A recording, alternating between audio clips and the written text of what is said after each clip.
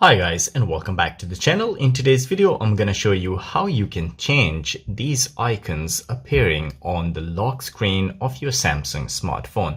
So guys, if you have a Samsung smartphone and here you see these the icons, if you want to change them to other, what you need to do is to press and hold on the lock screen. It will ask you to open it and then it will turn into something like this.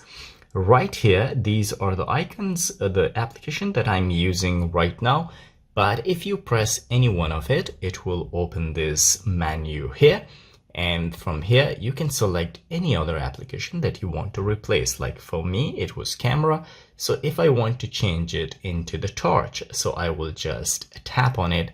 And here, as you can see, it is changed to torch. And then all you need to do is to press done, and that is it. So if I tap on done, now as you can see, it is changed to the torch. So guys, this is how you can change the icon of application on your Samsung smartphone lock screen. If you liked the video, don't forget to subscribe. I will see you in the next video. Till then, take care.